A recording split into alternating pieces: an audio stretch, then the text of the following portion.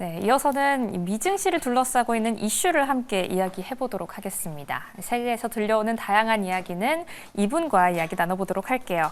LS증권 투자전략팀 정다운 수석연구원 오셨습니다. 어서 오세요. 네, 안녕하십니까? 네, 반갑습니다. 주말 잘 보내셨나요? 네, 잘 지냈습니다. 월요일도 쉬었더니 저희 참 휴일이 길었던 것 같은데 그런 만큼 또 이슈가 참 많이 나왔어요. 하나씩 한번 체크를 해보도록 할게요. 먼저 주말 사이에 미국과 우크라이나의 정상회담이 있었습니다. 또 사실상 결렬이 됐는데 이렇게 결렬이 되면서 우크라이나와 미국보다는 미국과 러시아와의 긴밀한 협력이 예상된다. 이런 이야기도 나와요. 한번 짚어주시죠. 네, 러시아가 지금 혼자 웃고 있다. 이런 평가가 좀 많이 있는 것 같습니다. 아마 보셨을 것 같기는 한데 휴일간에 좀 화제가 됐던 부분이 트럼프 대통령과 젤렌스키의 회담이었던 것 같아요. 이 부분에 있어서 트럼프가 젤렌스키에 대해서 좀 강하게 압박하는 모습을 좀 보였던 게 좀 인상 깊은 모습이었는데 이게 사실 이런 좀 평가도 좀 있어요. 이거에 대해서 트럼프는 노련하게 협상가로서의 면모를 보였다. 의도된 압박이었다라는 얘기를 하고 있거든요. 그만큼 젤렌스키가 이에 대해서 좀 더 숙이고 들어갈 수밖에 없는 형국으로 지금은 넘어갔다라고 좀 보여지고 이러다 보니까 왜 그러면은 트럼프가 굳이 러시아를 좀 손을 잡고 그리고 유럽에 대해서 좀 배제시키는 듯한 행태를 보이느냐라는 부분에 대해서는 제가 개인적으로 생각했을 때에는 실익에 대한 부분인 것 같습니다. 결국 중국에 대한 배제를 여전히 좀 추진하는 과정에서 중국이 가지고 있는 가장 큰 형태가 있는 것들 중에 가장 큰 무기가 뭐냐라고 했을 때에는 히토류 같은 광물이라고 좀 생각이 되거든요. 근데 이 부분에 대해서 미국이 가져갈 수 있다라고 한다면은 충분히 좀 미국은 러시아 쪽에 손을 잡는 모습으로 나아가지 않을까 이렇게 좀 생각이 됩니다. 네. 전반적으로 이 중국을 배제하기 위한 전반적인 상황이라고 이해를 해야 하는 거군요. 히토류 관련된 움직임이다라고도 해석을 해볼 수가 있겠습니다. 또 이렇게 정상회담이 좀 파국으로 끝난 다음에 젤렌스키 대통령이 유럽 지도자들과 긴급회의를 또 가졌거든요. 이렇게 되면서 미국과 러시아 대 유럽과 우크라이나 이런 식으로 판이 또 갈리고 있는데 이런 양상이 쭉 지속될 거라고 보세요? 흔들림은 당연히 있을 것 같습니다. 유럽의 반발이라는 부분도 사실은 무시할 수 없는 부분이기 때문에 추후에 어떤 좀 변동성 요인들이 나타나느냐에 대해서는 충분히 가능성이 있다라고 판단은 되지만 지금 그림으로 봐서는 그래도 트럼프가 원하는 것, 히토류를 포함해서 중국을 견제하는 부분들 이런 것들에 대해서는 제 생각에는 그래도 트럼프가 원하는 것을 좀 가져가는 것으로 마무리가 되지 않을까라고 좀 생각이 됩니다. 네, 결국에는 이런 미국이 원하는 바 쪽으로 흘러가게 되는 거군요. 이렇게 정상회담 함께 정리를 해봤습니다. 또 간밤 그리고 포함해서 주말 사이 나왔던 이슈 중에 두 번째로 중요한 걸 꼽으라라고 한다면 비트코인일 텐데요. 비트코인 관련된 언급이 공식적으로는 아니지만 SNS에 나왔어요. 이 부분도 한번 같이 해석을 해보고 싶은데 비트코인 오늘은 약간 흐름이 좋지 않았지만 앞으로 다시 날개를 달 수 있을까요? 결론적으로는 전략 비축에 대한 얘기 때문에 비트코인이라든지 가상화폐가 급등하는 모습을 보였는데 추후에 관건이 되는 부분이 뭐냐라고 했을 때는 실제로 가상자산 비축을 위한 예산이 편성이 되느냐에 대한 부분이 가장 좀 중요한 부분이다라고 좀 보여집니다. 트럼프 대통령이 SNS에 글을 올렸습니다. 비트코인과 이더리움을 중심으로 해서 전략적인 비축을 고려하겠다. 거기에 더불어서 리플이나 솔라나 그리고 카르다노까지도 직접적으로 언급을 했어요. 네. 그러면서 좀 가격이 급등을 했는데 그럼에도 불구하고 간밤에 이제 미국 증시가 급락하는 양상을 보이면서 이러한 가상화폐 역시도 같이 좀 가격이 급락하고 상승폭을 반납을 하거나 그 이상으로 하락하는 모습을 보였는데 그만큼 지금 시장 금융자산 자체에 대한 공포 심리가 좀 극대화되고 있는 상황이기 때문에 이런 모습이 나타나는 것 같습니다. 사실 제가 이 전략 비축을 할 것이냐라고 했을 때 저는 솔직히 의문이 드는 부분들이 있습니다. 과연 미국이 가지고 있는 달러 패권을 어느 정도는 좀 손을 놔야 되는 부분들이 있거든요. 이렇게 가상자산을 비축자산으로 올린다는 얘기는, 이 가상자산을 전략적으로 비축한다는 얘기는 결국 가상자산이 준 기축통화 지위까지 올라간다는 얘기인데 네. 과연 그런 정도까지 용인을 할 수 있느냐에 대해서는 연준이 반대하고 있는 부분들도 있고 어떻게 흘러갈지는 조금 추이를 확인해 봐야 되지 않을까 이렇게 좀 생각이 됩니다. 네, 이 달러 패권의 일부를 좀 포기해야 하는 결정이기 때문에 구체적으로 예산이 편성되는지까지를 함께 면밀히 지켜보면 좋겠네요. 이렇게 트럼프 대통령의 언급 관련해서도 한 가지 짚어봤습니다. 전반적인 이슈 함께 다뤄봤는데요. 그렇다면 이제부터는 미증시 전망하는 시간 함께 가져보도록 할게요. 이번 주 또 여러 일정들이 예정이 되어 있는데 고용에 대한 지표는 좀 많이 나오지만 오늘은 또 지표 발표가 좀 쉬어갑니다. 대신에 여는 총재들의 발언을 또 체크를 해봐야 한다고요. 네, 경제 지표는 좀 쉬어갑니다. 고용 지표에 대한 부분이 이제 주 후반에 있기 때문에 이에 대한 대기 흐름이 좀 나타날 거다라고 좀 보여지고요. 연준 인사들 중에서 윌리엄스 뉴욕 연은 총재, 그리고 리치먼드의 토마스 바킨 총재 이렇게 네. 좀 발언이 있는데, 윌리엄스 뉴욕 연은 총재 같은 경우에 2월 11일에 이미 좀 공식 석상에서 발언을 한 부분이 있습니다. 어떤 얘기들을 했나 좀 살펴보면은 전반적으로는 지금의 통화 정책에 대해서 좋은 위치에 있다. 경기라든지 아니면은 뭐 물가라든지 이런 것들에 대해서 확인하면서 대응할 수 있는 좋은 위치에 지금 기준금리라든지 통화 정책이 위치해 있다라고 평가를 하면서도 그래도 인플레이션이 완화되는 것들에 대한 기대감은 여전히 좀 가지고 있습니다.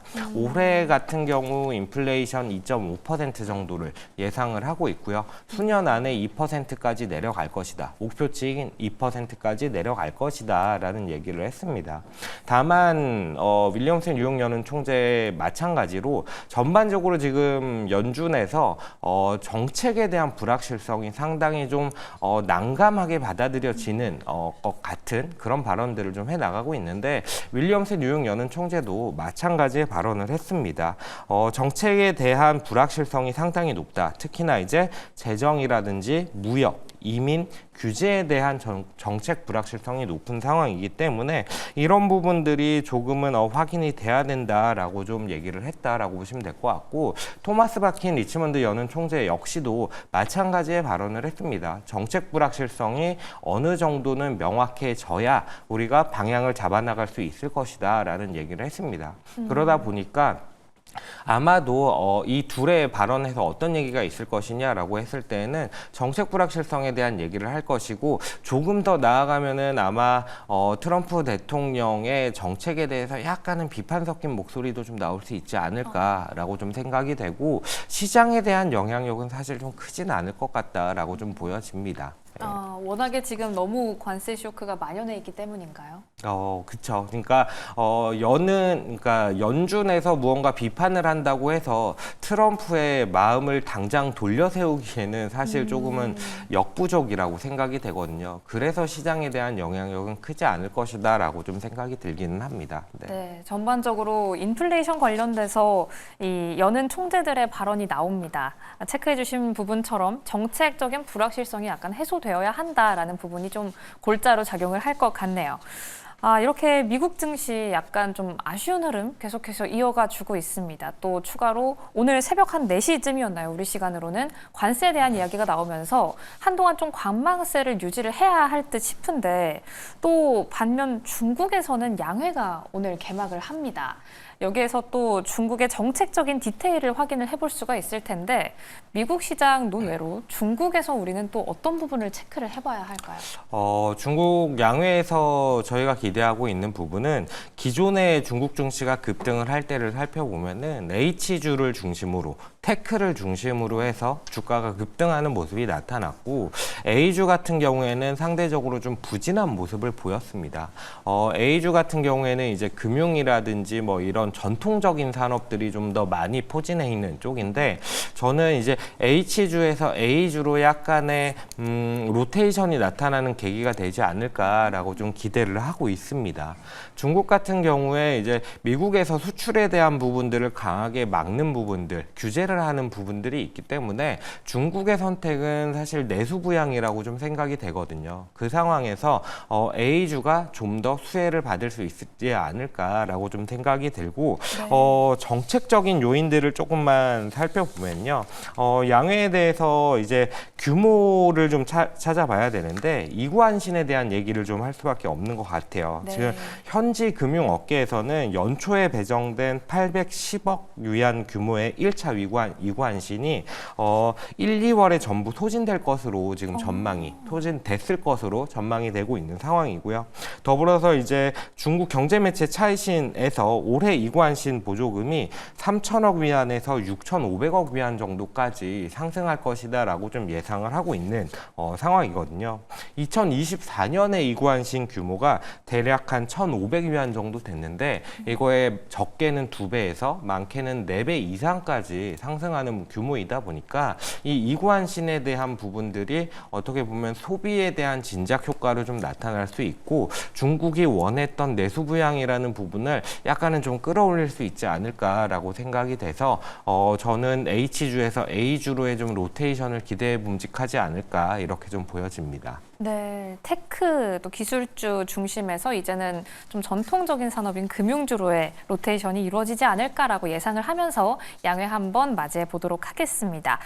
중국 양회 일정까지 함께 체크를 해봤는데요. 저희 또 미증시로 다시 한번 돌아가 본다면 좀 세세하게 투자를 하시는 분들을 위해서 실적 발표 기업들 간단하게만 한번 짚고 넘어가 볼게요. 어떤 기업들이 기다리고 있나요? 네, 이제 오늘 밤에 크라우드 스트라이크 그리고 타겟이라는 이 두 종목이 실적을 발표할 예정입니다. 크라우드 스트라이크 같은 경우는 아마 기억을 하실 것 같습니다. 작년 7월쯤에 블루스크린 사태가 벌어지면서 이제 비행기들이 출발을 못하고 상당 시간 좀 지연되는 모습을 보이는데 사실 제가 그때 공항에 있었어가지고 기억이 정말 생생하게 납니다. 정말 무슨 일인가 싶었는데 주가를 보면은 그런 부분들을 충분히 만회하고 더 상승했었던 그런 상황입니다. 그러면은 왜 이렇게 좀 주가가 좋았냐라고 봤을 때 이런 블루스크린 사태가 있었음에도 불구하고 크라우드 스트라이크 같은 경우에는 팔콘이라는 플랫폼을 기반으로 해서 엔드포인트 그러니까 뭐 PC라든지 핸드폰 같은 최종 단말기에서 이제 사용하는 보안 모듈들을 여러 개를 좀 같이 잘 판매하는 그런 업체거든요. 그러다 보니까 최근 이제 AI에 대한 부분들이 주목을 받으면서 결국 나중에는 온디바이스 AI에 대한 투여 그리고 그에 따라서 필요한 게 이제 보안 프로그램이다라고 좀 얘기가 돌고 있는 상황이라서 이 크라우드 스트라이크가 얼마나 사업을 잘하고 있는지를 좀 체크해 보시면은 주가 쪽에서는 그래도 좀 긍정적으로 좀 반영할 만한 내용들이 나오지 않을까라고 좀 조심스럽게 기대를 해볼 만한 그런 종목이라고 좀 얘기를 드릴 수 있을 것 같고 타겟 같은 경우는 이게 유통업체입니다. 잘 아시겠지만은 월마트랑 비슷한데 월마트보다는 가격이 조금은 비싼 유통업체라고 보시면 되는데 타겟 같은 경우에는 최근 주가가 좀 부진한 상황입니다. 왜 그러냐라고 봤을 때는 물가가 상당히 오르다 보니까 중산층 같이 조금은 비싼 유통 채널에서 구매를 해줘야 되는 고객들이 좀 더 싼 채널로 이동을 해서 이탈을 했기 때문에 좀 그런 모습이 나타난다라고 좀 얘기가 나오고 있는 상황인데 지금 상황에서는 사실 크게 변화를 주기에는 좀 타겟의 매력이 좀 떨어지지 않나라고 좀 생각이 돼서 수요에 대한 부분들 같이 좀 체크해 보시면 좋을 것 같습니다. 네, 실적 발표 앞두고 있는 두 가지 기업 함께 자세하게 분석을 해봤습니다. 그럼 이제 국내 증시 힌트를 한번 찾아보도록 할게요. 저희 지난 거래일에는 우리 시장 급락하면서 마감을 했습니다. 또 3월에 관세 쇼크를 피해가기는 어려워 보이는데요. 3월의 첫 거래일, 또 현 시점 본격적인 시작인데 어떤 식으로 흘러갈 거라고 또 전망을 해주실까요? 네, 일단 시가라든지 오늘장 같은 경우는 좀 부진을 피해가기는 어려울 것 같습니다. EWI가 이제 미국에 상장되어 있는 MSCI 코리아 ETF인데 이 주가를 좀 살펴보면은 27일 종가 대비해서 오늘 종가까지 바라봤을 때 2.9% 정도 하락을 한 상황입니다. 그러다 보니까 이 수익률을 그대로 코스피에 대입을 해보면은 대략 한 2,460포인트 정도에서 우리나라 코스피 지수도 시가가 좀 형성이 될 것 같고 당장은 관세에 대한 위협 때문에 주가가 좀 부진할 것 같습니다. 트럼프에 대한 얘기들이 좀 간밤에 많았는데 얘기들 중에서 어떤 것들이 있었냐면은 환율에 대해서 조작을 가하는 환율이 너무 높게 좀 형성이 되어 있는 국가들에 대해서 우리는 이에 대해서 불공정 무역으로 좀 간주를 하고 네. 페널티를 줄 것이다 이런 얘기를 했는데 아마 우리나라도 조금은 피해가기 힘들지 않을까라고 좀 보여져서 우리나라 같은 경우에도 아무래도 3월 오늘을 비롯해서 3월에는 좀 강한 변동성이 있지 않을까라고 좀 생각이 되고 다만 밸류에이션적으로 바라봤을 때는 코스피 지수가 2,460포인트 정도 되면은 PBR로 봤을 때 0.86배입니다. 그러다 보니까 이 지수에서 좀 더 추가적인 하락을 해서 0.8배 초반까지 내려간다면은 사실 경기 침체에 대한 우려를 어느 정도는 반영한 레벨이거든요. 그러다 보니까 이슈에 대한 안정이 물론 선행이 되어야 하기는 하겠지만 밸류 메리트를 좀 기대해 볼 수 있을 만한 시간이 생각보다는 좀 빨리 올 수 있지 않을까라고 좀 생각이 들고 업종이나 종목단에서는 미국에 대해서 좀 이슈가 워낙 강하다 보니까 미국발 수출 모멘텀이 있는 종목들 뭐 건설은 아니고 조선이라든지 방산 같은 종목들이 좀 나을 수 있고 네. 건설 같은 경우는 이제 러시아와 미국 간의 경협에 대한 부분들 때문에 재건 기대감이 일부 좀 반영될 수 있기는 한데 워낙 시장 전반이 조금은 부진할 수 있어서 오늘은 조금은 쉬어가는 게 어떨까라는 생각을 좀 하게 됩니다. 네, 전반적으로 시장 흐름 조금은 좋지 않을 것이다라고 예상이 되는데 이렇게 또 3월 전반적으로 봤을 때도 변동성이 좀 예상이 되고 걱정이 돼요.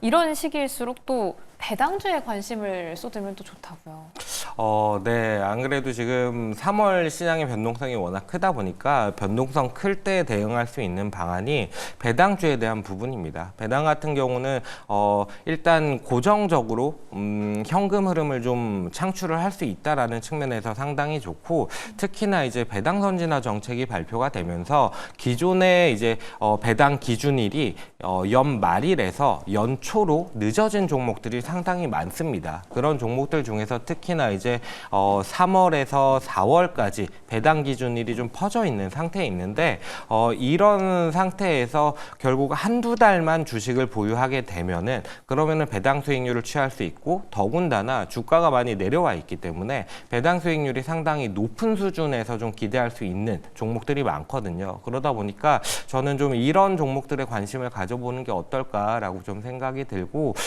종목별로 봤을 때는 저희는 좀 자동차주 쪽에 지금 우려가 가장 큰 만큼 배당 메리트도 상당히 높아지거든요. 그래서 저는 좀 길게 봤을 때는 관세에 대한 부분들이 어느 정도 협상을 해나갈 수 있다라고 생각을 했을 때 자동차 쪽에 좀 관심을 가져보는 거 어떨까 이렇게 좀 생각을 하고 있습니다.